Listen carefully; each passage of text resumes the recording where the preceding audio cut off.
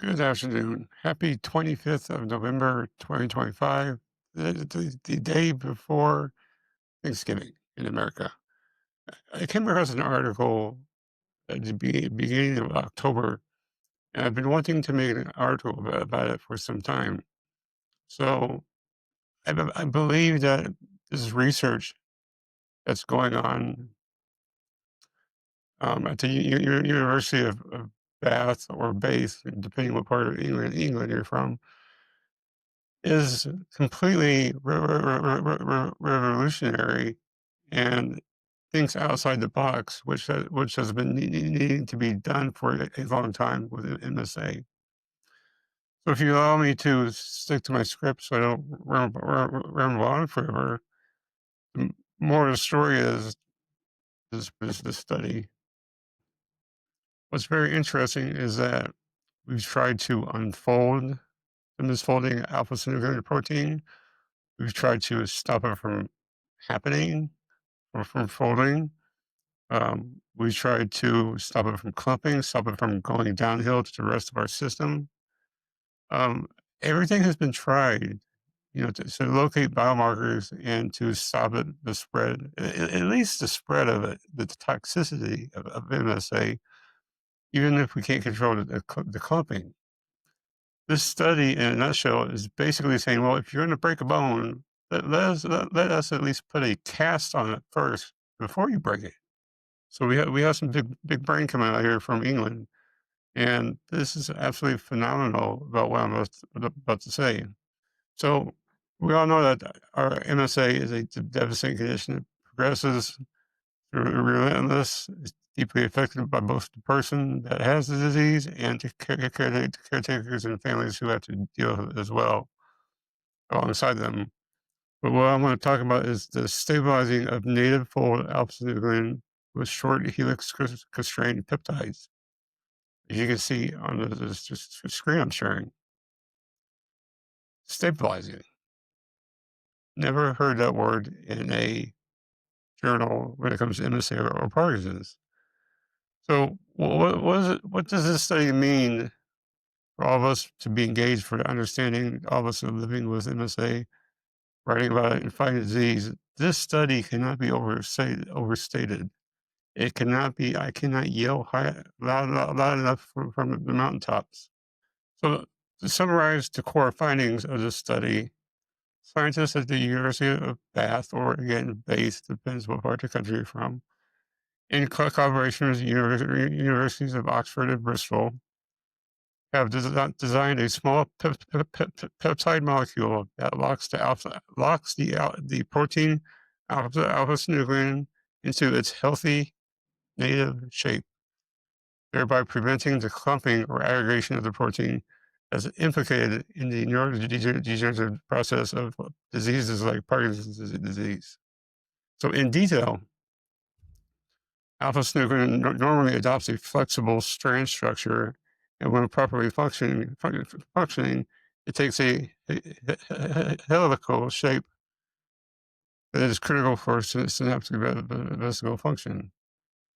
In conditions like Parkinson's, alpha-synuclein misfolds, aggregates, and forms toxic clumps that damage or kill nerve cells, triggering tremors, as you can see and hear in my voice, stiffness that you can see in my posture, in my head, and motor impairment, which you can tell by my lack of being able to speak properly and stumbling, which I had never done before. So the Bath team's peptide is constrained into a helical shape. It penetrates brain-like cells, reduces deposits of alpha-synuclein in a worm model.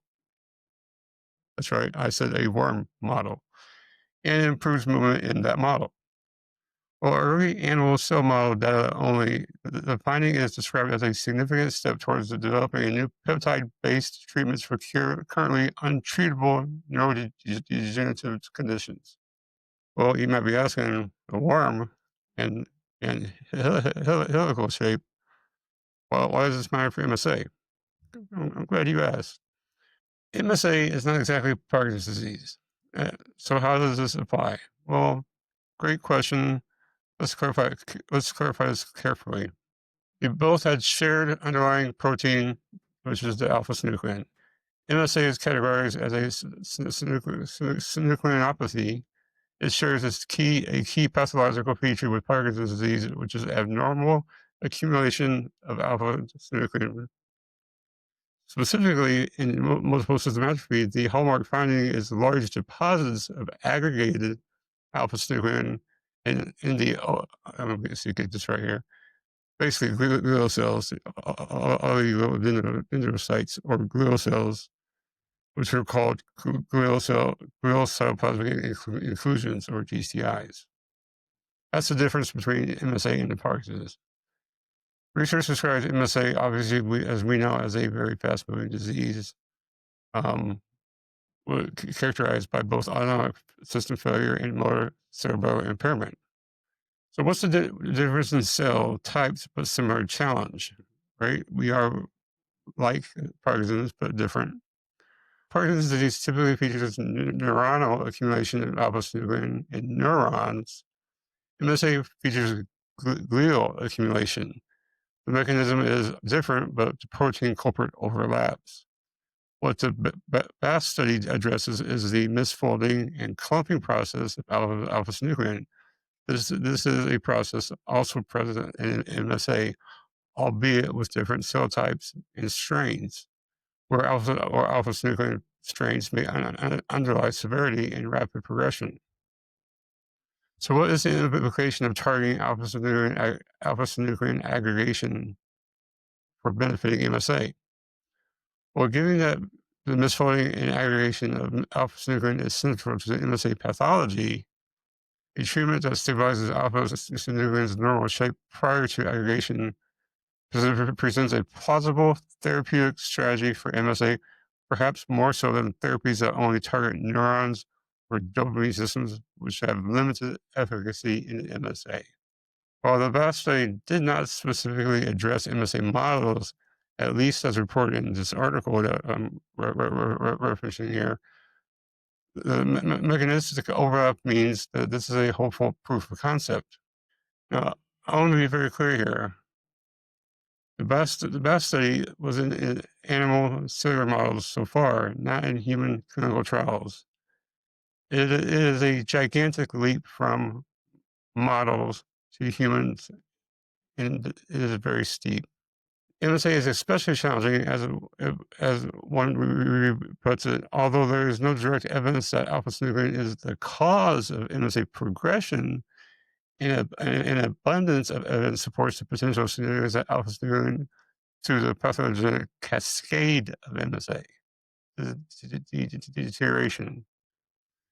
Because MSA features glial inclusions and unique strains of alpha-synuclein, translation of a therapy that works in Parkinson's models may require an adaptation or new approaches. Well, that's everything in life, right? You pull from something you know, you make changes, and you apply it to your life, to your situation.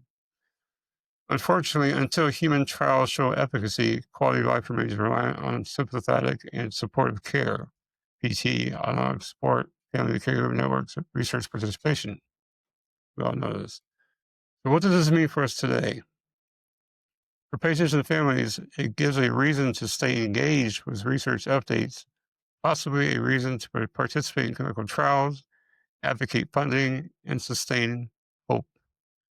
For researchers, it affirms that targeting protein misfolding and protein structural stabilization is a promising route, not only for Parkinson's, but possibly MSA and other synucleinopathies, other diseases that share the same traits.